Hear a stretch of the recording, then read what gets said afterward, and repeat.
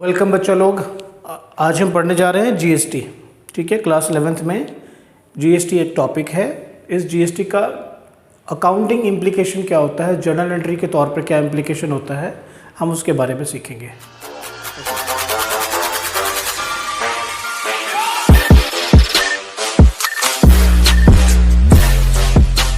चलिए सीखते हैं GST.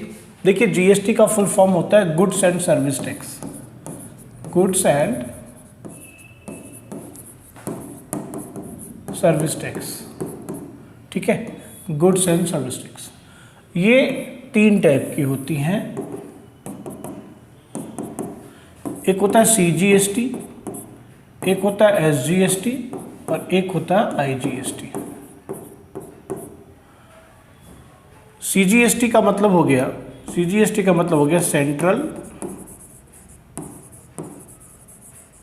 Goods and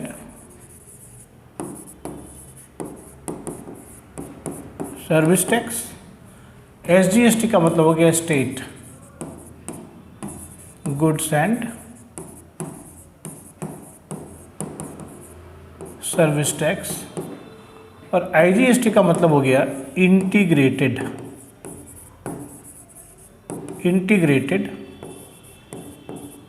goods and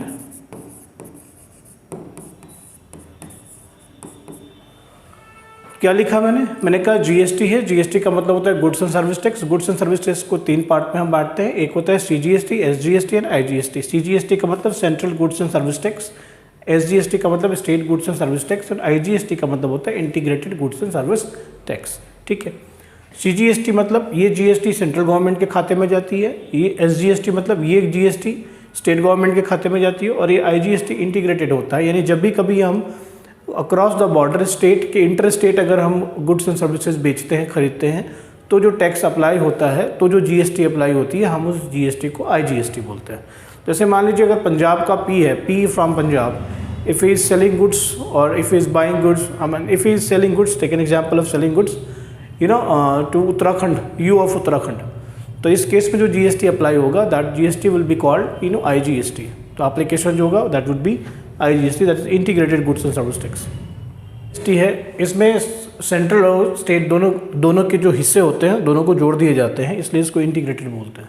यानी सेंट्रल गवर्नमेंट का जो हिस्सा होता है जीएसटी का और स्टेट गवर्नमेंट का जो हिस्सा होता है जीएसटी का, दोनों को क्लब कर देते हैं तो वो आईजीएसटी होता है, इसलिए इसका नाम integrated goods and service tax है। ठीक है, सिंपल सी बात है, ज़्यादा परेशान होने की बात नहीं है।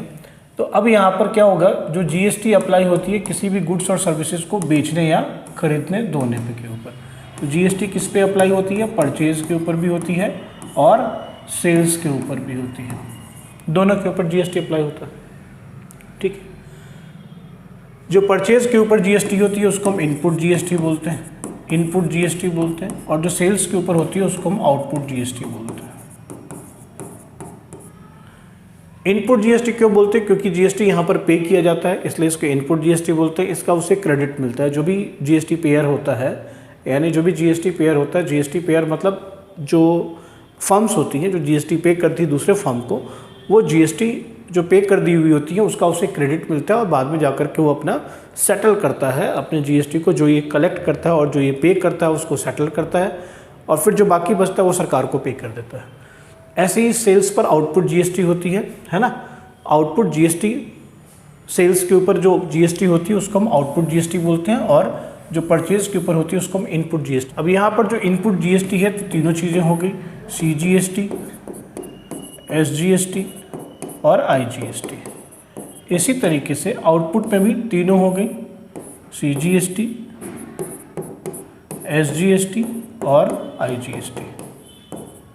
तो तीनों ही जीएसटी जो है वो इनपुट के नेचर की भी हो सकती है और आउटपुट के नेचर की भी हो सकती है। सेल्स के ऊपर जो जीएसटी हुआ उसको आउटपुट जीएसटी बोलते हैं, और परचेज के ऊपर जो जीएसटी होती है उसको हम इनपुट जीएसटी। देखिए, इसके जर्नल एंट्री कैसे करते हैं। तो जब भी कभी, अब जर्नल एंट्री के फिर मैंने दो केसेस ले लिए, एक ले लिया परचेज का और एक ले लिया मैंने सेल्स का। या आप ऐसे कहें, जब जीएसटी आपको देनी है और जब जीएसटी कलेक्ट करनी है, ऐसे समझ लीजिए। जब जीएसटी आपको, इसको ऐसे भी कर सकते हैं कि ये जीएसटी है और जीएसटी जब पे करनी है और जब जीएसटी कलेक्ट करनी है आपको। दोनों बातें आप ले सकते हो, ठीक है, जीएसटी पे करना और जीएसटी कलेक्ट करना, दोनों सिचुएशन। कलेक्ट को, पे को मैंने परचेज के साथ कंबाइन कर दिया और मैंने कलेक्ट को सेल्स के साथ कंबाइन कर दिया। अब यहाँ पर एंट्री क्या, वैसे मान लो अगर आप परचेज करते हो तो आप क्या लिखोगे, पहले तो परचेज लिखते हो तो लिखते हो journal entry purchase account debit, और इसके साथ ही आप क्या करेंगे, इनपुट, अगर सीजीएसटी है, इंट्रा स्टेट सेल परचेज है तो input CGST account debit, input SGST account debit. अगर ये इंट्रा स्टेट सेल है तो इंट्रा स्टेट मतलब उसी लोकली अगर सेल करते हो आप, और लोकली अगर आप परचेज करते हो तो, अगर आप लोकली परचेज करते हो यानी उसी स्टेट के अंदर अगर परचेजिंग होती है तो आपको टर्म क्या यूज होगा, इनपुट टर्म, इनपुट सीजीएसटी और इनपुट एसजीएसटी। परचेज के साथ इनपुट होता है, ये तो आपने अभी सीख लिया। तो इनपुट सीजीएसटी इनपुट एसजीएसटी को डेबिट करोगे। अगर मान ये तब होगा जब ये इंट्रा स्टेट होगा, ये तब होगा जब ये इंट्रा स्टेट होगा। यही अगर इनपुट आईजीएसटी अकाउंट डेबिट करेंगे, ये कब करेंगे, ये मित्रों कब करेंगे, जब ये इंटर स्टेट होगा, यानी एक स्टेट से दूसरे स्टेट में होगा। जब परचेज एक स्टेट से दूसरे स्टेट में हो रहा हो तो हम आईजीएसटी लगाएंगे। एंट्री में मैंने सबको इकट्ठे लिख दिया क्योंकि आपको इन सब को डेबिट करना होगा। टू, उधार खरीदते हो तो आप वेंडर का नाम दे दो, अगर आप कैश में खरीदते हो तो कैश लिख दो, जो भी है। उधार खरीदते हो तो वेंडर का नाम दे दो, और अगर कैश में खरीदते हो तो कैश लिख दो, चेक पे करते हो तो बैंक लिख दो, समझ गए। तो पैसा क्या आएगा, सपोज कर लो आपने 10,000 का परचेज था, परचेज 10,000 की थी, लेकिन उस पर जीएसटी 6% का था। तो जीएसटी अगर 6% का था तो कितना हो गया, 10,000 का 6% कितना हो गया भाई साहब, 600 रुपये हो गया। एसजीएसटी भी 600 रुपये थे, और टू बैंक या वेंडर कितना हो जाएगा, 11,200 रुपये। समझ में आ रही बात। तो या तो देखो, या तो इनपुट सीजीएसटी एसजीएसटी होगा, या नहीं तो और इनपुट आईजीएसटी होगा, समझ गए। या ये दोनों होंगे या इनपुट आईजीएसटी होगा। अगर सिर्फ आईजीएसटी है, सीजीएसटी एसजीएसटी नहीं है, तो ये सीजीएसटी एसजीएसटी इसमें से हटा दोगे, सिर्फ आईजीएसटी लिखोगे और उसका रेट 12% हो जाएगा। समझ में आ रही बात, उसका रेट क्या हो जाएगा, 12% हो जाएगा। यानी अगर जैसे मैं बोल रहा हूँ उस हिसाब से अगर मैं तुमको जो एंट्री बताऊँ तो मैं क्या लिखूँगा, purchase account debit IGST account debit to vendor account जिससे मैं खरीद रहा हूँ, या मैं लिखूँगा अगर मैं कैश में ले रहा हूँ तो कैश अकाउंट लिखूँगा। जैसे मैंने आपको बताया कि ये परचेज कितने का हो जाएगा, 10,000 का हो जाएगा, ये 12% का होगा तो 1,200 हो जाएगा, और ये 11,200 रुपये का हो जाएगा। स्टोरी समझ में आ गई, बात समझ में आ गई। ये हो गया जीएसटी इनपुटों की एंट्री। ठीक है दोस्त, अब सवाल उठता है कि आउटपुट वाला कैसे होगा। तो यहाँ पर आउटपुट को देख लीजिए। अगर आपने सेल करा है तो उधार किया है तो परचेजर अकाउंट डेबिट, अगर आपने कैश में किया तो कैश अकाउंट डेबिट, अगर आपने चेक रिसीव किया है, चेक से आपको पेमेंट आई है तो bank account debit. To sales, और फिर जीएसटी का खेल शुरू होता है, to output CGST, to output SGST, या अगर इंटर स्टेट सेल है तो टू आउटपुट आईजीएसटी। करेक्ट, बात समझ में आ गई, सही है। अच्छा, तो यहाँ तक हम समझ गए। अब हम कहते हैं कि यार हम जीएसटी किस अमाउंट पे लगाएंगे या परचेज की वैल्यू क्या होगी, उसको हम लोग निकालने की कोशिश करेंगे। अब देखिए, समझिए आप बात को। आपने एक टर्म सुना होगा, इसको आप लिखिए, जीएसटी के केस में जीएसटी का कंप्यूटेशन कैसे करेंगे, आप कैसे कैलकुलेशन करेंगे। सपोज कर लीजिए कि आपकी जो मार्केट वैल्यू है, कोई भी केस हो, चाहे परचेज हो चाहे सेल हो, मान लीजिए आपकी मार्केट वैल्यू है 10,000 रुपीज़, है ना। मान लेते हैं आपकी मार्केट वैल्यू कितनी है, 10,000 रुपये है। मैं कहता हूँ कि इस पर ना एसजीएसटी साहब, एसजीएसटी @6% एंड सीजीएसटी @6% है। साथ में मैं कहता हूँ कि इस पर जो ट्रेड डिस्काउंट है मित्रों, मान लो ट्रेड डिस्काउंट जो है @10% है, ठीक है। फिर मैं कहता हूँ कि 50% जो है वो कैश में है और 50% जो है वो क्रेडिट पे है, उधार पे है, ऐसा मैंने बोला। 50% कैश है और 50% क्रेडिट में। ये परचेज ले लो, सेल ले लो, कुछ भी ले लो, परचेज ले लेते हैं for the sake of example only, हम परचेज ले लेते हैं। क्या लिखा मैंने कि मार्केट वैल्यू 10,000 रुपये है, SGST 6% है, CGST 6% है, ट्रेड डिस्काउंट 10% का है, 50% कैश में आता है, 50% क्रेडिट पे जाता है। ऑलराइट, बात समझ में आई। अब आप यहाँ पर देखेंगे और कैश डिस्काउंट है इसमें, कैश डिस्काउंट @5%।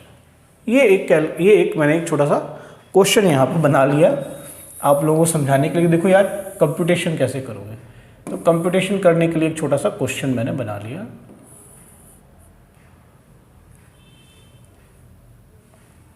मुझे लगता है आपको दिख रहा होगा। तो एक छोटा सा क्वेश्चन मैंने बना लिया। परचेज है, ये मार्केट वैल्यू 10,000 की है, SGST 6% है, CGST 6%, ट्रेड डिस्काउंट 10% है, 50% कैश में, 50% क्रेडिट में, कैश डिस्काउंट 5% का है। अब आपको ये देखना है कि हम इसका पूरा कैलकुलेशन कैसे करेंगे, जर्नल एंट्री कैसे पास करेंगे, क्या होगा, ठीक है। तो देखिए कैसे करेंगे, सिंपल सी बात है। जैसे मान लो हमने यहाँ पर क्या लिखा, मार्केट वैल्यू। क्या लिखा मैंने लिखा मार्केट वैल्यू कितनी है, 10,000 है। बहुत अच्छी बात है भाई, 10,000 मार्केट वैल्यू। इसमें से लेस कर देंगे ट्रेड डिस्काउंट। सबसे पहले क्या लेस करेंगे, ट्रेड डिस्काउंट माइनस कर देंगे। @10% है,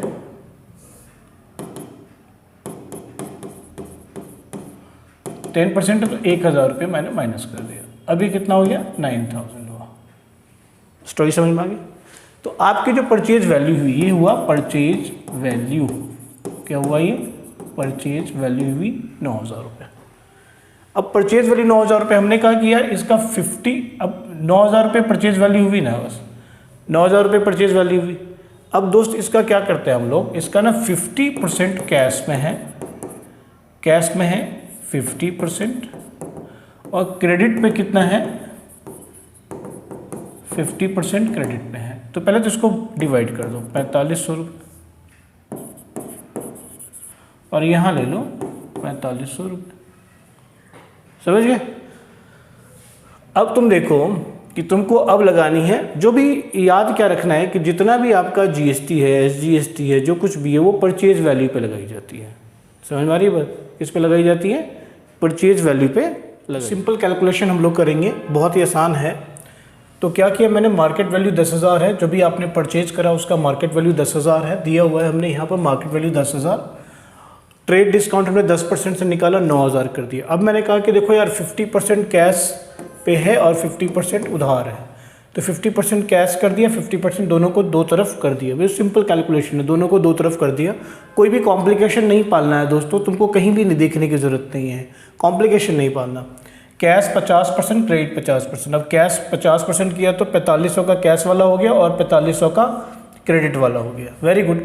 जो कैश वाला है ना बेटा, उस पर कैश डिस्काउंट भी है 5% का, तो पहले कैश डिस्काउंट निकाल दो। इस पर 225 रुपये का कैश डिस्काउंट हो गया, यानी नेट वैल्यू कितनी होगी दोस्तों, 4275 रुपये आपकी नेट वैल्यू हो गई। ठीक है। अब तुम इसके ऊपर CGST SGST, इसके ऊपर CGST SGST कैलकुलेट करो, अलग अलग से दोनों के ऊपर करो, कोई घबराने की जरूरत नहीं है। तो 4275 रुपये किया तुमने, 6% से 256 रुपये 50 पैसे आ गए, और फिर सेम रेट परसेंट तो सेम है, तो 256 रुपये 50 पैसे आ गए। टोटल अमाउंट कितना गया, 4788 आ गया। इसी तरीके से क्रेडिट वाले पे आओ, 4500 का 6%, 270 यानी टोटल 5040 हो गया। इधर मैंने एक टोटल का कॉलम भी बना दिया हुआ है, तो अगर तुम इसको नेट वैल्यू को जोड़ते हो तो 8775 हो जाता है, और इन दोनों के GST को जोड़ते हो तो 52650, फिर इन दोनों GST को जोड़ रहे हो तो 52650, ये टोटल वैल्यू 9828 रुपये यहाँ मैंने लिख दिया। अब इसकी जर्नल एंट्री हम कैसे करेंगे, तो मित्रों जर्नल एंट्री पे यहाँ पे आ जाओ। इस जर्नल एंट्री में तुमने क्या किया, परचेज अकाउंट को डेबिट किया। परचेज कितने से था बच्चे, 9000 से था। परचेज कितने से था, 9000 से था, तो 9000 ले लिया हमने कहाँ पे, परचेज पे। Very good. इनपुट CGST देखो, दोनों को जोड़ के कितना निकाला था इनपुट, ₹526.50, तो ₹526.50 ये ले लिए। इनपुट SGST भी ₹526.50 यहाँ ले लिए, ठीक है। कैश देखो, कैश कितना आया, कैश में देख लो, कैश में कितना आया, कैश में ₹4788 आया, कैश ₹4788 ले लो। डिस्काउंट अमाउंट कितना है, 225 ले लो। और क्रेडिटर से कितने लेने हैं, तुमने परचेज किया ना, हाँ तो परचेज किया तो क्रेडिटर हो गया 5040 रुपये यहाँ पे लिख दो। अब तुम डेबिट साइड को टोटल करो, क्रेडिट को टोटल करो, दोनों तरफ बराबर आएंगे। समझ में आई बात। टेस्ट ये है, तो मैं सारा कुछ क्या कर रहा हूँ, अलग अलग से कर रहा हूँ, सारा कुछ सेपरेटली मैंने किया है। और सेपरेटली करने के बाद टेस्ट ये है कि इसको जब तुम एंट्री में डालते हो तो डेबिट टोटल और क्रेडिट टोटल बिल्कुल बराबर होने चाहिए ना, तुम जैसे ही करते हो ये बराबर हो जाता है। Got the point. तो इस तरीके से तुम CGST SGST की जर्नल एंट्रीज पास करोगे। सेल होगा तब भी लॉजिक पॉइंट क्या है, मेन पॉइंट क्या है, कैश वाले को अलग कर लो, उधार वाले को अलग कर लो, सिंपल कर लो। तुम जब ऐसे नहीं करोगे, किताबों में कई जगहों पे इस तरीके से बहुत ही ब्लर तरीके से चीज़ें सिखाई हुई हैं। Please don't do follow that, do this particular activity. you'll find it's so simple to understand, so simple to do, right? So cash वाले को क्रेडिट वाले को अलग कर दो, कैश का डिस्काउंट निकाल दो, डिस्काउंट निकालने के बाद तुम इसको ऐसे करोगे तो तुमको निकल आएगा। ओके, तो तुम्हारे पास में GST का कैलकुलेशन कैसे करेंगे, कैसे कंप्यूटेशन करेंगे, वो इस तरीके से हम करेंगे। ठीक, तो GST के ऊपर आज हमने आपको सारी चीज़ें बता दी, GST, SGST, IGST, और इसके ऊपर कैलकुलेशन कैसे करोगे। ये टफेस्ट पोर्शन होता है, इसमें सबसे ज़्यादा मुश्किल पोर्शन यही होता है, और ये भी मैंने तुमको करके दे दिया। सो आज के लिए बस इतना ही। Thank you very much boys and girls, right, bye.